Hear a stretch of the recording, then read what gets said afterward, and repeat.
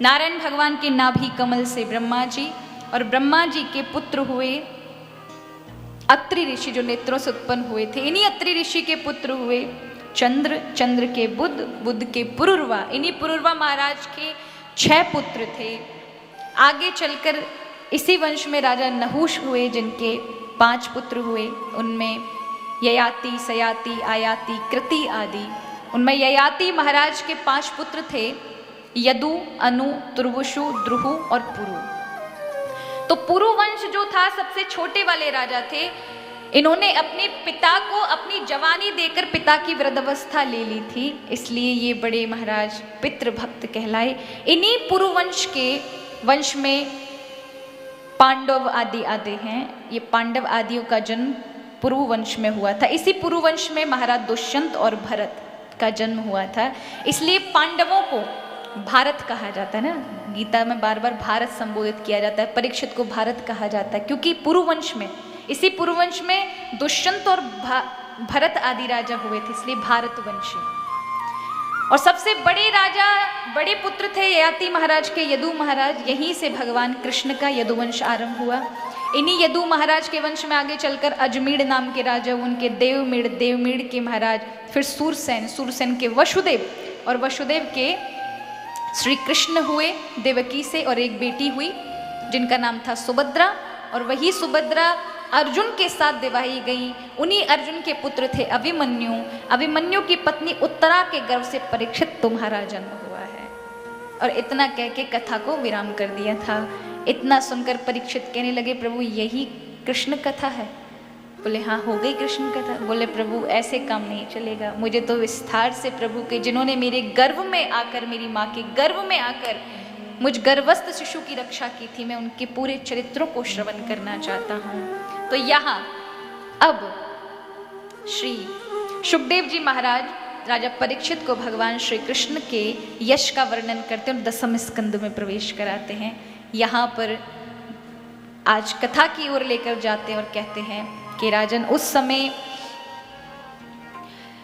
पृथ्वी आतंक से, अत्याचार से, व्यभिचार से अत्यधिक जब प्रभावित हुई, अधर्म से प्रभावित हुई, तो फिर गौ रूप में भगवान के समक्ष जाती है। तब प्रभु कहते हैं, चिंता ना करो, मैं वसुदेव के ग्रह अवतार लेकर आ रहा हूं। तुम सभी जनिष्यते तत्प्रियार्थम संभवन्तु सुर स्त्रे, सभी देवता आदि, देवताओं ब्रजवासी आदि का रूप बनाकर ब्रज में जन्म ले लो। देवता पहले प्रकट हो गए और यहाँ प्रभु ने पहले निर्णय दे दिया कि वसुदेव के ग्रह मेरा अवतार होने वाला है। तो यहाँ उस समय उग्रसेन महाराज मथुरा मंडल पर राज्य कर रहे थे। उनका एक दुष्ट पुत्र था जिसका नाम कंस। उसकी दुष्टता इतनी कि एक दिन अपने वृद्ध पिता को ही कारागार में डालकर खुद राजा जबरदस्ती बन बैठा और कहने लगा कि तुमने बहुत राज्य कर लिया, बूढ़े पर भी राज्य नहीं छोड़ते हो, हम कब अधिकार पाएंगे?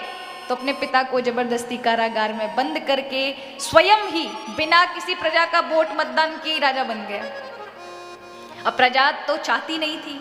अब प्रजा का मन जीतने के लिए उसने क्या किया? देवकी का विवाह किया अपनी चचेरी बहन का। फूट फूट के रोने लगा, बड़ा सुंदर वैभव के साथ विवाह किया। पर देवताओं ने देखा ये सब प्रपंच केवल लोगों के मन जीतने के लिए कर रहा है, इसलिए आकाशवाणी कर दी। जब देवकी को लेकर कंस विदा करके लेके जा रहा था, देवताओं ने आकाशवाणी की कि जिस बहन को इतने प्रेम से लेके जा रहा है, इसी का 8वां गर्भ तेरा काल होगा। फिर क्या था महाराज? क्रोधित हो गया, तलवार निकाली और देवकी को पटक दिया। उसी समय वसुदेव आते, महाराज क्या करो, प्रजा देख रही है, अगर इसको मार दोगे अपनी बहन को तो प्रजा आपको ये कलंक कभी आपका धुलेगा नहीं, कभी क्षमा नहीं करेगी। इसलिए आपको देवकी से कष्ट नहीं, उसके पुत्रों से भय है। मैं 1 से लेकर 8 तक सारे पुत्रों को तुम्हें सौंप दूंगा, मेरी पत्नी को छोड़ दो। कंस ने कहा ठीक है, तुम्हारी बात उचित है। और उस समय कारागार में देवकी वसुदेव को डाल दिया। 1 से लेकर 6 तक के बालकों को कंस ने मारा। 7वें पर स्वयं शेषनाग ही अवतार लेकर आते हैं, जो भगवान 7वें महीने के गर्भ को गोकुल जी में, हमारे इस गोकुल जी में नंद बाबा के यहाँ रोहिणी मैया रहती थी, उन रोहिणी जी के गर्भ में स्थापित कर देते हैं। तो ऐसा कहा जाता है कि यही बलदाऊ जी में, दाऊ जी के अंदर बलदेव में दाऊ जी का जन्म होता है। बलदेव जी को पहले, अब अन्य पुराणों में वहां पर पहले वैदुर्य मणियों के बगीचे हुआ करते थे, जो रोहिणी माँ को वैदुर्य मणि पसंद थी, इसलिए बलराम जी के द्वारा लगाए गए थे। वहां पर ही जब रेवती जी का ब्याह हुआ था तो द्वारिका में ब्याह नहीं हुआ है। पुराणों के अनुसार यही बलदेव जी के अंदर रेवती जी का ब्याह हुआ था, और उस समय समस्त द्वारिकावासी यदुवंशी यहाँ आकर रहे थे। यहाँ पर भगवान का इतना बड़ा परिवार यहाँ आकर रहे, तो नंद बाबा ने वहाँ जो बलदेव जी में क्षीर सागर है, तो क्षीर सागर के अंदर इतनी दुग्ध द्वारा बनी हुई खीर भर दी थी, इसलिए उसको फिर क्षीर सागर, जिसको यादवों ने, आप जरा विचार को, इतने बड़े कुंड में खीर भरना, तो कितने सारे यादव भगवान के बाराती आए होंगे। तो यही रेवती जी का विवाह हुआ, इसलिए बलदाऊ जी के मंदिर में दाऊ दाऊ नहीं कोई कहता, मैया ही मैया होती है ना, रेवती मैया की चलती है। इसलिए रेवती मैया समक्ष दरवाजे पे बिल्कुल सामने खड़ी हुई हैं। 8वें में अब ठाकुर जी आए महाराज। जो ही चैत्र गया, बैसाख आया, बैसाख गया, ज्येष्ठ आया, इस तरह से श्रावण आया, श्रावण गया, भादो निकट आ गया। भादो की प्रथमा तिथि गई, द्वितीय गई, चतुर्थी गई, पंचमी गई, षष्ठी गई, सप्तमी गई, अष्टमी वाले दिन दिव्य प्रकाश होने लगा कंस के कारागार में। कंस को संदेह हो गया यही मेरा काल है। आज चारों ओर सेना बढ़वा दी, उभय जितने भी नभ के अंदर उड़ने वाले सैनिक थे, राक्षस थे, लगा दिए गए। कारागार के चारों ओर लगे रहो, क्या पता वो बालक उड़ने लग गया, कम से कम पकड़ तो सकते हैं। 20,000 सैनिक रक्षा के लिए लगा दिए गए, और 24 घंटे सेना सचेत कर दी गई कि कभी भी ये बालक आ सकता है, जिसका प्रकाश इतना तेज है, वो निकलते हुए कैसा होगा। रात्रि में नींद नहीं आई, फिर भी लेटा हुआ है, ये सोच करके कि कब बालक निकले और कब मैं मार दूं, अपने काल को समाप्त कर दूं, क्योंकि मैं मरना नहीं चाहता।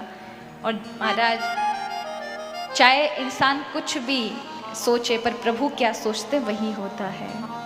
आज प्रभु का वह सुंदर जन्म महोत्सव का समय निकट आया, अवतरण लेने का समय आया। अष्टमी तिथि आई, बुधवार आया, रोहिणी नक्षत्र आया, मध्य रात्रि आई, अभिजित मुहूर्त आया, और यहाँ प्रभु ने मध्य रात्रि के समय श्री देवकी के समक्ष चतुर्भुज रूप में प्रभु प्रकट हो गए, और देवकी वसुदेव के समक्ष झनकृत वाणी से एकदम अलौकिक प्रकाश छा गया, और उस प्रकाश में से वाणी निकली जो सुंदर कानों को झनकृत करती हुई हृदय तक स्पर्श कर रही थी।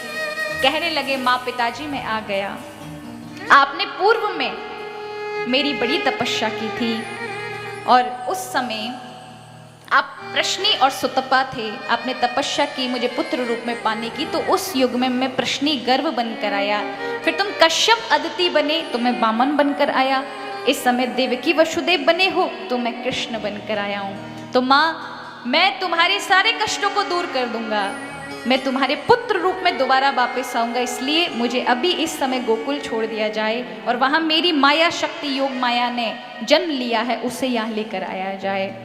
वसुदेव जी कहने लगे, प्रभु व्यवस्था कैसे होगी, हम तो कारागार में पड़े, कैसे छोड़ कर आएंगे।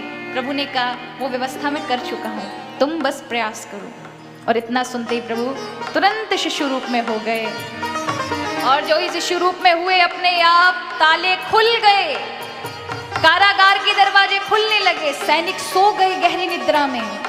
आज तुरंत अपने बालक को उठाया, टोकरी में लगाया और चल दिए प्रणाम करते हुए, ये ना जानते हुए कि कैसे पहुंचेंगे इस घनघोर काली रात में।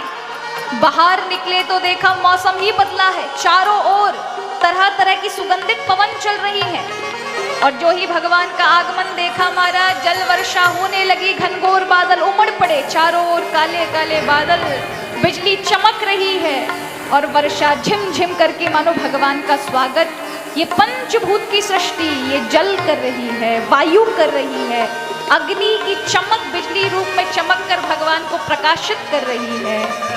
यमुना जी में मानो बाढ़ आ गई, क्योंकि भगवान की पट्ट महिषियों में से एक यमुना जी ने जो देखा, मेरे सरकार आ रहे हैं, आज तो चरण छू कर जाऊंगी। चढ़ी और जैसे ही चढ़ने का प्रयास किया, भगवान ने पैर लंबे कर दिए। शेषनाग ने आकर के पीछे से जब प्रभु पे अधिक वर्षा होने लगी तो अपना छत्र लगा लिया। धीरे धीरे यमुना जी को पार करते हुए वसुदेव जी आए हैं गोकुल में।